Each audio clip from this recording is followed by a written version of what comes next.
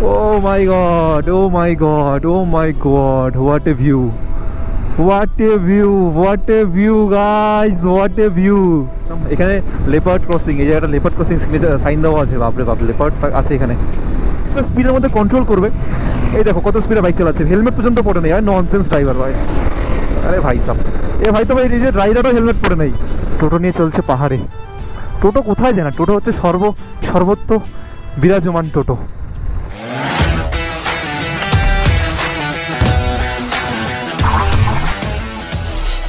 Hello guys, welcome back to my channel and this is my another new blog. This is blog number 99। I hope তোমরা সবাই খুব ভালো আছো। তো right now আমি আছি NH31-এর ওপর। তো তোমাদের নিশ্চয়ই মনে আছে আমি লাস্ট ব্লগে বলেছিলাম যে আমি খুব তাড়াতাড়ি একটা ট্রাভেল ব্লগ করতে যাচ্ছি। তো ট্রাভেল ব্লগ করার অনেক প্ল্যান করেছিলাম, যে অনেকটা দূরে বা মানে অনেকটা দূরেই বলতে গেলে দার্জিলিং প্ল্যান করেছিলাম। বাট কী হয়েছে, এই সময়টাই চলছে আমাদের মানে ক্রিকেটের সিজন। তো রোজ সকালে আর বিকেলে করে প্র্যাকটিস থাকে, এই জন্য আমি ইনস্টাগ্রামে স্টোরি দিচ্ছি না। তোমরা যারা আমাকে ইনস্টাগ্রামে ফলো করো তোমরা জানো ইনস্টাগ্রাম অত বেশি অ্যাক্টিভ থাকছি না এখন আমি। তো সময় করে সব কিছুর মাঝে সময় করে আজকে হচ্ছে 29 ডিসেম্বর 2024। তো ভাবলাম যে ফাঁকা আছি আজকে, তো বাড়ি থেকে 100 কিলোমিটারের মধ্যে একটা ছোটো মোটো রাইড করি এবং তোমাদের সঙ্গে সব কিছু জার্নিটা শেয়ার করি। তো ভিডিওটা শেষ অবধি থাকো, দেখো কী কী হয়, কোথায় যাই না যাই, পুরো এনজয় করো। তো এতক্ষণ মানে এখন তোমরা দেখছো আমার মোবাইল ক্যামেরাতে, আর মোবাইলটা খারাপ হয়ে গেছে ভাই, মোবাইলের মধ্যে হোয়াইট লাইন চলে এসেছে আপডেট দেওয়ার পরে। তো এখন একটু পর তোমরা দেখবে যে গোপ্রোতে বাইক দাঁড়িয়ে আছে, গোপ্রো সেট করবো। দেন আমরা সামনেই আছে আমাদের ঘোষকারডাঙ্গা, সেখানে গিয়ে ব্রেকফাস্ট করবো সকাল সকাল। এখন বাজে প্রায় 9টার মতন।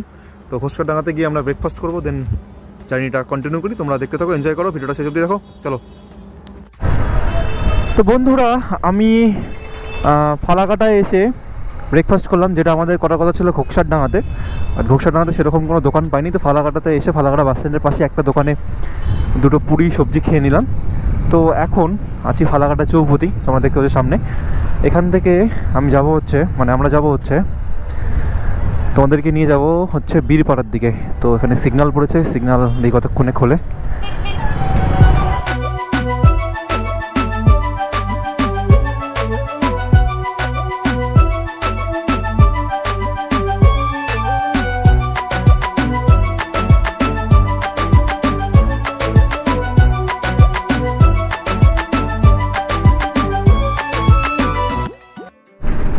মেইন রোডের মধ্যে মানে তুমি যতই ভালোভাবে গাড়ি চালাও বা বাইক চালাও, কিছু কিছু আজব পাবলিক আছে, মানে ওদের জন্যই মেইনলি অ্যাক্সিডেন্টগুলো হয়। যেমন এই টোটোগুলো মেইন রোডে ওঠার পারমিশনই নেই, বাট ওরা মেইন রোড দিয়ে চলে। সে ঠিক আছে চলুক, সাইড দিয়ে চলুক, বাট না, ওরা রাস্তার মাঝখান দিয়ে চলে। আরে ভাই, নিজের ক্যাপাসিটি বুঝে চলো। তুমি ভাই অত স্পিডে চলতে পারো না, তুমি রাস্তার মাঝখান দিয়ে কীভাবে চলো। আর যখন তখন যেখানে পাচ্ছে সেখান থেকে টার্ন নিয়ে নিচ্ছে। দুবার বেঁচে গেলাম আমি এই সব টোটো, মানে যেভাবে একদম 360 ডিগ্রিতে টার্ন নিয়ে নিচ্ছে, যেখান থেকে প্যাসেঞ্জার পাচ্ছে টার্ন নিয়ে নিচ্ছে। আর মেইন রোডের মধ্যে এসব করলে কীভাবে হয়? তোমার জন্য তো অন্য একটা গাড়ির ক্ষতি হয়ে যাবে। আর মেইন রোডের মধ্যে সবাই স্পিড আপ করে। আমি যেমন এখন প্রায় 70 স্পিডে চলছি, অন্যান্য গাড়ি যেগুলো 4 চাকা 4 হুইলার আছে সেগুলো তো প্রায় 100 স্পিডে চলে। তো কীভাবে এতটা স্পিডের মধ্যে কন্ট্রোল করবে? এই দেখো কত স্পিডে বাইক চালাচ্ছে, হেলমেট পর্যন্ত পরে নেই। আর ননসেন্স ড্রাইভার ভাই। আরে ভাই সাব, এ ভাই তো ভাই নিজের রাইডারও হেলমেট পরে নেই, প্রায় 100-এর উপর স্পিডে গেল। যাই হোক, এরকম ননসেন্স কিছু পাবলিকের জন্য অ্যাক্সিডেন্টগুলো হয় রাস্তায়।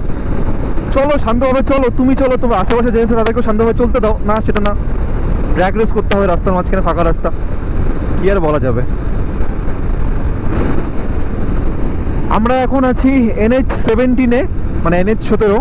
আর আমি যে জায়গাটায় আছি এখান থেকে মালবাজার হচ্ছে 54 কিলোমিটার। আর এই জায়গাটার নাম হচ্ছে তাসাটি এই জায়গাটার নাম। আর সামনেই হচ্ছে আই গেস 3 থেকে 4 কিলোমিটার পরেই বীরপাড়া চৌপতি পড়বে, যেটার থেকে ডান দিকে গেলে হচ্ছে আসাম যাওয়া যায় এবং বাদিকে গেলে শিলিগুড়ি। তোমার চারপাশটা দেখো, এখন হচ্ছে শীতের সময়, সেজন্য চারপাশটা কেমন ব্রাউন টাইপ হয়ে আছে। এই পাশটা অবশ্য সবুজ আছে আর এই পাশটা ব্রাউন, কারণ এই পাশে চা পাতা তোলা হচ্ছে আর এই পাশটা সবুজ চা পাতা আছে। ফাইনালি আমরা পৌঁছে গেলাম বীরপাড়া চৌপতি। এই যে এইসব যেগুলো বড় বড় ট্রাকগুলো আসছে সেটা হচ্ছে হাসিমারার দিকে, আর এদিকে সোজা যাচ্ছে শিলিগুড়ি, ধূপগুড়ি, জলপাইগুড়ি। আর আমরা যাব সোজা সিগনালে দাঁড়িয়ে আছি, বীরপাড়া সিগনাল। সোজা যাব, আমি একটু সিগন্যালটা ক্রস করে বলছি কোন দিকে যাব। তো ফাইনালি বলছি, এখন আমি আজকে তোমাদেরকে নিয়ে যাচ্ছি হচ্ছে লঙ্কাপাড়া। লঙ্কাপাড়া হলো নর্থ বেঙ্গলের one of the finest picnic spot এবং ট্যুরিস্ট স্পট, যেখানে তোমরা পিকনিক করতে যেতে পারো এবং ঘুরতে যেতেও পারো।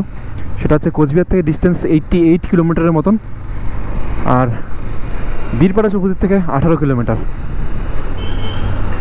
তো আমাদের এখন এই রাস্তা ধরে যেতে হবে 18 কিলোমিটার, আর এটা হচ্ছে বীরপাড়া বাজার।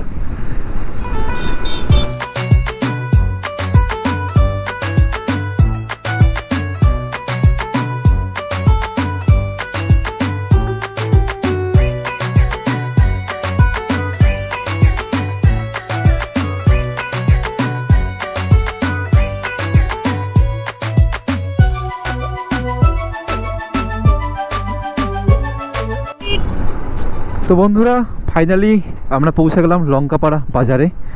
তো এখান থেকে আমি দেখাবো যে কোন দিক দিয়ে যায় হচ্ছে লঙ্কাপাড়া পিকনিক স্পটটার দিকটায়। তো আরে পাইসাপ তো সামনে এই যে এটা হচ্ছে লঙ্কাপাড়া বাজার, ছোট্ট একটা বাজার, একদম ইন্ডিয়া ভুটান বর্ডারের কাছাকাছি ছোট্ট একটা বাজার। এখান থেকে এখানে হচ্ছে লঙ্কাপাড়া পুলিশ ফাঁড়ি যে আছে, পুলিশ ফাঁড়ির পাশের গলিটা যাবে হচ্ছে লঙ্কাপাড়া পিকনিক স্পটের দিকে। যে এই দেখো, এটা হচ্ছে লঙ্কাপাড়া পুলিশ ক্যাম্প, আর এই পাশের যে রাস্তাটা এটাই হচ্ছে যাবে হচ্ছে লঙ্কাপাড়া পিকনিক স্পটের দিকে। সামনের সাফারিটাও যাচ্ছে সেদিকটায়। আমরা একদম বাইক নিয়ে ওই পাহাড়ের চূড়ায় উঠবো ওদিকটাতে। তো এখান থেকে একটু ডেঞ্জারাস রোড শুরু হবে, একটু আমাকে সাবধানে ক্যারি করতে হবে। রে ভাই, বাইক बाइक जाएगा ऊपर तक? तो बाइक जाएगा ना ऊपर तक? हाँ। क्या करना पड़ेगा ये? पार्किंग का कितना रुपया उधर पार्किंग करने का? स्पॉट में। ठीक है। এখানে এই পিকনিকের সময় আসলে পার্কিং ফিটাও দিতে হয় 20 টাকা। তো আমি যখন লাস্ট এসেছিলাম তখন তো পিকনিকের সিজন ছিল না, তখন ওখানে পার্কিং ফিটা দিতে হতো না। একটা উপরে একটা ইকো পার্ক টাইপের আছে, সেখানে যেতে গেলে পার পার্সন 20 টাকা করে দিতে হয়। তো দেখো রাস্তাটা একদম পাহাড়ের খাদ ঘেঁষা রাস্তা। আর দেখো যে আমি নিচে একটা নদী আছে, সেটা সম্পর্কে তোমাদেরকে বলবো। আমি পিছনে দুটো বাইক দেখলাম, ওরা বাইকে করে দুটো ফ্যামিলি পিকনিক করতে এসছে। পুরো বাইকের মধ্যে ছোট গ্যাসের সিলিন্ডার, যেটা সিলিন্ডারের মধ্যে ওভেন লাগানো, সেটা নিয়ে এসছে। সুন্দর। এরা ভাই টোটো নিয়ে চলে এসছে।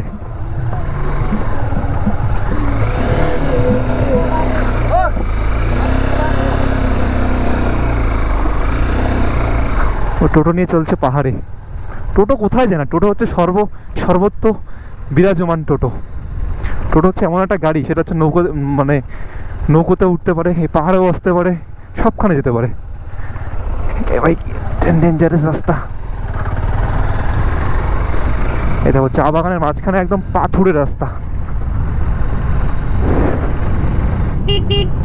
Please horn. আরে ভাই ভাই ভাই ভাই ভাই ভাই ভাই ভাই ভাই আরে অনেক লোক তো আজকে এখানে।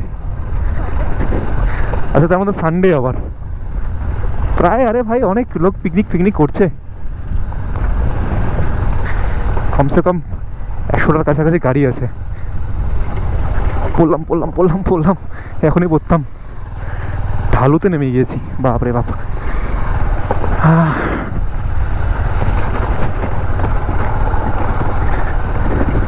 চলো, অফরোডিংও হয়ে গেল বাইক নিয়ে। একটু পৌঁছে গেছি আমরা লঙ্কাপাড়া পিকনিক স্পট। বাইকটা পার্ক করি, দেন কথা হচ্ছে তোমাদের সঙ্গে। তো বন্ধুরা, ফাইনালি আমরা চলে আসলাম আলিপুরদুয়ার ডিস্ট্রিক্টের লঙ্কাপাড়া পিকনিক স্পট এবং টুরিস্ট স্পটে। এই লঙ্কাপাড়া হলো নর্থ বেঙ্গলের একটা one of the finest picnic spot এবং টুরিস্ট স্পটের মধ্যে একটা। তো তোমরা দেখতে পাচ্ছ এই লঙ্কাপাড়া একদম ভুটান বর্ডারের কাছাকাছি অবস্থিত। নিচে যে তোমরা রিভার বেডটা দেখতে পাচ্ছ, এখানকার এটাকে লোকাল ভাষা বলা হয় তিতি, এবং তিতি খোলা সামথিং। নিচে আর একটা পিকনিক স্পট আছে, সেটাকে তিতি খোলা বলা হয়, যেটা এখন বন্ধ যাওয়া আর কি। আর যে পাহাড়গুলো তোমরা দেখতে পাচ্ছ সবগুলো ভুটানের, এগুলো ইন্ডিয়ার, ওই সাইডগুলো সব ভুটানের, ওই যে ওগুলো পাহাড় সব ভুটানের পাহাড়। আর এই যে এইখানে একটা ইকো পার্ক আছে, তোমরা হয়তো আমার একটা রিলস তোমরা দেখেছো হয়তো, আমি যখন প্রথমবার এসেছিলাম তখন এখানকার একটা রিলস পোস্ট করেছিলাম। এই যে দেখো ওইখানে টাওয়ারটা, ওই টাওয়ারটায় আমি উঠেছিলাম, একটা ছবি পোস্ট করেছিলাম ইনস্টাগ্রামে, যারা আমাকে ইনস্টাগ্রামে ফলো করো তোমরা জানো। আর দেখো আজকে রোববার, কত গাড়ি এখানে, সবগুলো লোক কেন জানি ওই উপরটায় যাচ্ছে। আমি প্রথমবার যখন এসেছিলাম সেই উপরটায় আমরা যাইনি, তো সেইখানে যাব। দেখো কত লোক আজকে এখানে এসছে, পুরো পিকনিক স্পট আছে, সব গাড়ি সব গাড়ি। তো ওইখানে যাওয়ার জন্য 20 টাকার টিকিট কাটতে হবে মনে হয়, লাইন দিয়ে লোকজন টিকিট কাটছে। আর আমাদের আসার সময় তোমরা দেখলেই আমাদের পার্কিংয়ের জন্য 20 টাকার টিকিট নিল আর কি। তো চলো এই জায়গাটা এক্সপ্লোর করি। তোমরা যদি আমার সঙ্গে এরকম নর্থ বেঙ্গল এবং ওয়েস্ট বেঙ্গলের বিভিন্ন ধরনের জায়গাগুলো তোমরা ঘুরতে চাও বা এক্সপ্লোর করতে চাও, তাহলে অবশ্যই সাবস্ক্রাইব করো, ইনস্টাগ্রামে ফলো করো।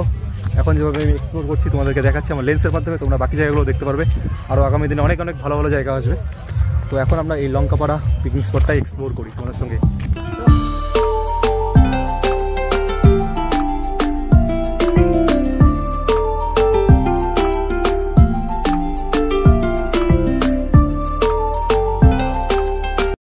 তো নিচ থেকে যেটা মনে হচ্ছিল উপরে কোনো বুদ্ধ মূর্তি বা প্যাগোডা টাইপের কিছু একটা হবে, বাট এখানে আসার পর দেখলাম সেটা হচ্ছে এখানে আমাদের মহাদেবের মূর্তির উদ্বোধন হবে, সেজন্য প্রচুর পরিমাণে ভিড় এবং সাজানো হয়েছে, অনেক অফিসিয়াল লোক এসছে। দেখো ওই জায়গাটায় একটা মহাদেবের মূর্তি ঢাকা রয়েছে, সেটা উদ্বোধন হবে আর লোকজন সেখানেই যাচ্ছে। তো আমরা এখন 20 টাকা দিয়ে টিকিট কেটে যে এখানকার ইকো পার্ক আছে সেটাতে আসলাম। আর এখানে দেখো, এখানে আই লাভ লঙ্কাপাড়ার যে সাইনটা সেটা আছে।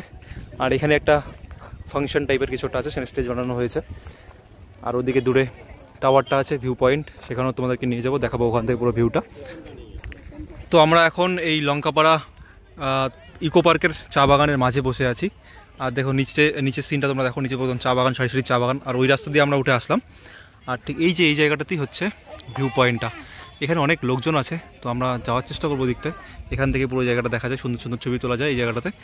আর এইখানেই দূরে রয়েছে একটা বড় দোলনা, যেটার রিলস তোমরা আমার ইনস্টাগ্রামে দেখেছো। এই দেখো একটা মেয়ে দোলনায় দুলছে।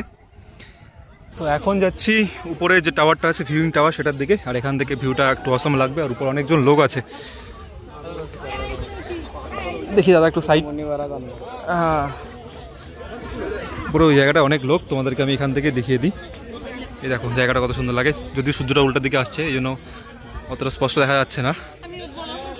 এই দেখো